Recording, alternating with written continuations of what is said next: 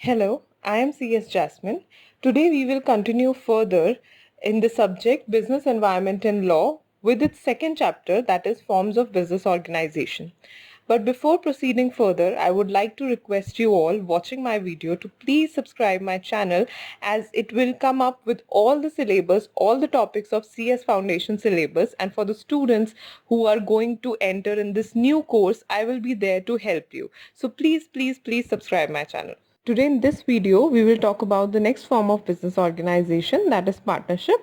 We have already discussed the first two forms of business organization, which were sole proprietorship and HUF, in the previous videos. If you have not seen those videos yet, the link will be given in the description box to go back and see those videos. Now, what is partnership? As I have described it, partnership is an association of two or more individuals who agree to share the profits of a lawful business which is managed and carried on either by all or by any of them or some of them acting for all. Now, everything is given in this particular definition if you understand it. Starting with it, partnership is an association of two or more individuals. As the name suggests, partners means more than one person. So it has two or more individuals who agree to share the profits of a lawful business. The business should be lawful, it should not carry out any illegal activities, and whatever profit the business earns will be shared by all the individuals, which is managed and carried on either by all or by any or some of them acting for all. Now, the business should be carried by all, either everybody will be involved in the business, manage the business, or just one person or some of them will manage the business. I will explain it in details in the coming videos. Then, according to Henny, partnership is the relation between persons competing to make contract who agree to carry on a lawful business in common with a view of private gain. Starting with the characteristics of partnership, the first characteristic is number of partners. Now, to start a partnership, there should be a minimum of two partners. A minimum of two partners are required to start a partnership business. Then coming up to next, contractual relationship. Now, the relation of partners, it's created by an agreement, but that agreement, it can be verbal also, it can be written also, it can be implied also. It's not always necessary that you need to have a written agreement also. If the agreement is verbal or implied, then also the partnership will be there. But if in case you go for writing, then the agreement is known as partnership deed. The next characteristic is competence of partners. Now, to start up a partnership business, the members, the partners should be competent enough. Competent in sense that they should be either professionals or experts on their levels or educated people, like competent to handle the business. That is why minors, lunatics and insolvent persons, they are not eligible to be the partners. But there is an exception to a minor. A minor can be admitted to the benefits of the partnership. The next is sharing of profit and loss. Now, whatever profit or whatever loss the business is facing, that has to be shared by the partners, and they can share in agreed ratio. But in cases where the ratio is not agreed, the profits will be shared in the equal ratio. Now, everywhere you will see that share the profits will be written, but where profit is written, it is implied that in case of loss, that will also be shared. Then the next characteristic is unlimited liability. Now, the partners are jointly and severally liable for the debts and obligation of the firm. That means in case of loss, their personal properties will also be attached to get off the debts, to get rid of the obligations. Further, the next characteristic is principal-agent relationship. Now, the business may be carried by one or any one of them acting for all. It's not necessary that everyone is working in partnership. There are some silent partners also. There are some sleeping partners also. So, in that case, the business may be carried by one person or any one of them acting for all. In that cases, that becomes a principal-agent relationship. Now, everybody will be liable for the work done by that one person, or by that one person who's acting for all. The work will be, the decisions whatever he is taking will become liable to whole partnership. So there should be mutual trust and faith among the partners. The next characteristic is transfer of interest. Now, no partner can sell or transfer his interest in the firm to anyone without the consent of other partners. This is very important, that he cannot sell. He will just go out and sell it to somebody who can be a competitor or somebody who's not eligible enough. Then that will not be good for the partnership. So no partner can sell or transfer without the consent of other partners. Business. The next is legal status. A firm is just a name for the business as a whole, and law does not recognize the firm as a separate entity. Voluntary registration. Now, in legally or legal terms, registration of partnership is not compulsory, not at all. But if the partnership goes with registration, it brings up lots of benefits with it. It's very important. It's very beneficial if you get your partnership registered, as it will bring up many legal benefits to your firm. In cases where you want to sue another firm or sue another person, you should be legally registered. Otherwise, you cannot take up any legal action against anybody doing wrong to you. Then the last characteristic is dissolution of partnership. It's not just complete closure, but also any change in the number of partners. In case of complete closure, also dissolution is there, but if any partner leaves or joins, at that point of time also the partnership is dissolved and then started up again. So these above are all the characteristics of the business organization form that is called partnership. Now, what are the advantages of partnership? First, easy to form. It's very easy to form, as the partners can enter into a partnership agreement which can be verbal, written or implied, and start the business. So it is easy to form. Next is favorable credit standing. As we have told you earlier, that the partnership enjoys a better credit rating because of the unlimited liability of the partners. The creditors are ready to raise funds for them because at the time of loss, the partners will have to attach their personal property to pay off the debts. The next, large capital. Large capital disadvantage is an advantage if we compare to partnership with sole proprietorship, because in sole proprietorship a single person was contributing, and in partnership more than one person, like all the partners bring in the capital and is in a strong position to raise capital and expand the business. Then the next advantage is greater management ability. More than one person is coming up.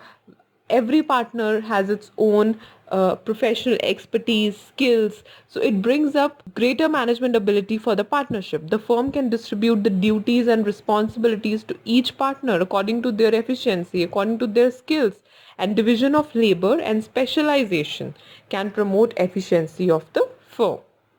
Next is union of business ability. Now there's a bid aid saying that two heads are better than one. The partners mutually consult each other about the layout, production procedure, marketing channels, etc. When there are more than one person in a firm, they can consult each other, they can refer each other to take better decisions and get to better endings. The next advantage is profit incentive. Now the profits are shared by the partner as per the agreement, and more work they will do, the more contribution they will give to the organization, to give to another level, to rise. Higher the profits, higher will be the partner's share. The next is advantages of secrecy. Now it is very advantageous that the law does not ask the partnership firm to publish its P&L account and balance sheet. So that's a great advantage. It can keep its secrets to itself. The next advantage is retention of a skilled worker. Now, if you find that one partner is skilled, more expert, or has some outstanding abilities, that partner can be given a special status with the mutual consent of other partners. So if a man is found to be of outstanding talent, he can be given a status of partner in a business. He can be given a special status so that he can be retained in the business for the benefit of the business. The next advantage is break on hasty decisions.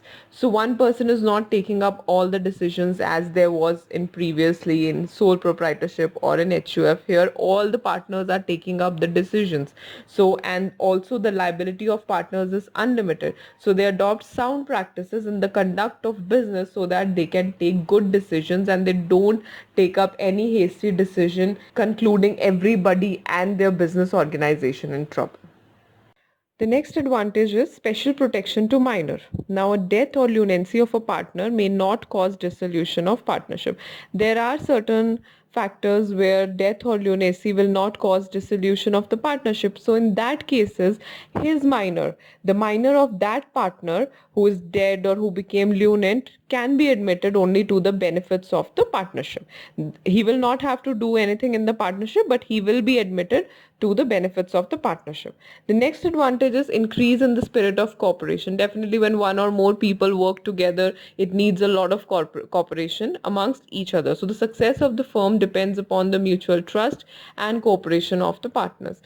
Next is tax advantage. Now, partnership firm enjoys tax advantage as the profit is divided among partners and they will pay tax to government on their share of profit, and the biggest advantage is given to the partners of a registered firm who get the benefit of lower assessment.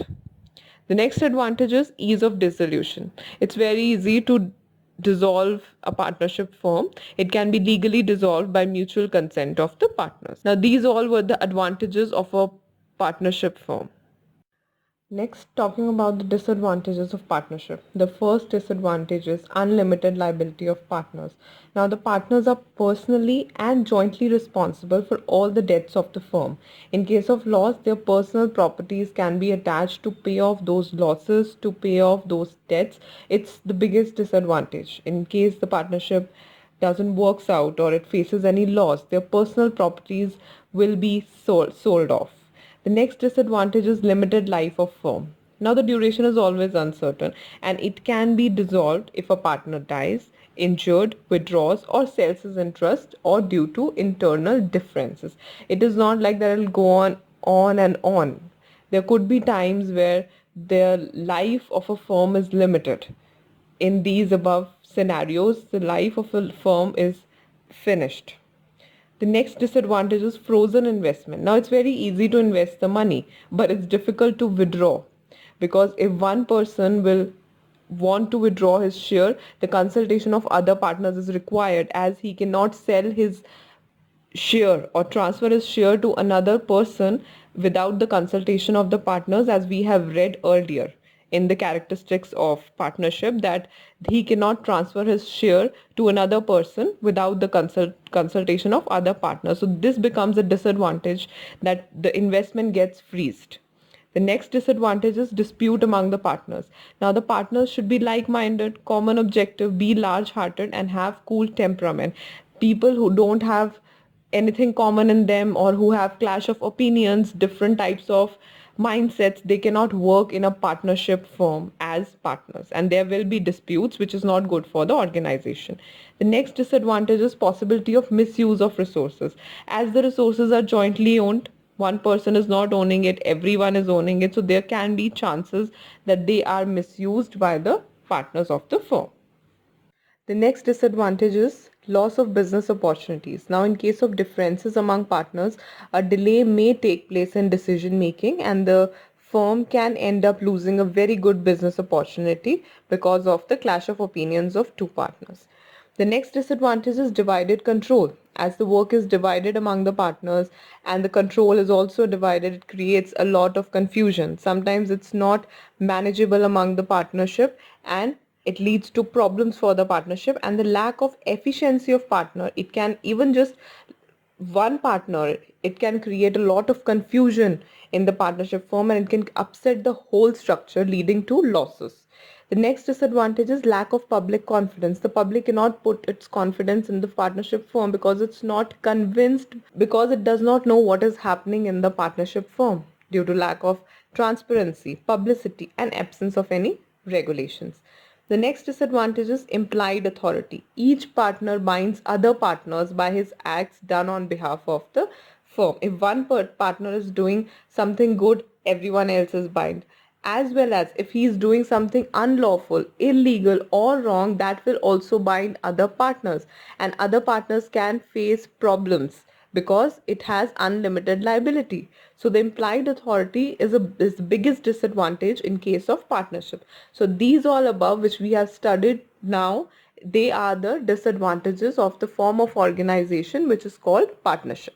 Now comes the suitability of partnership. What kind of businesses are suitable to form in the business organization, that is partnership. Now in partnership, we all know persons from different walk of life having ability, managerial talent and skill, they join together to carry on a business.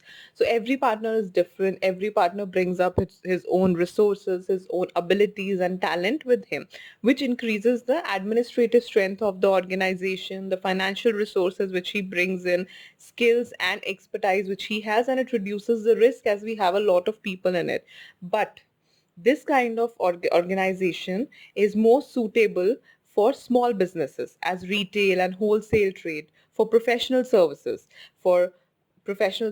like chartered accountants, company secretaries, medium-sized mercantile houses, and small manufacturing units. As there are limited number of people who are managing the work, it's better to do it on a small level.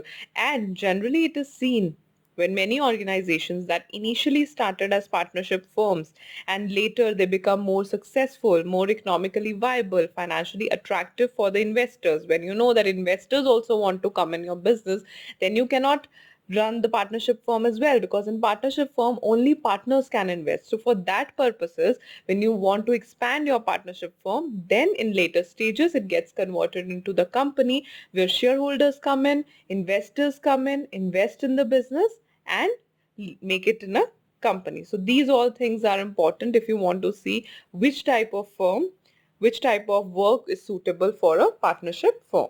Thank you for watching my video. Please like, share, comment and subscribe and press the bell icon to get all the notifications, and any video suggestion, any detailed topic suggestion is welcomed in the comment section.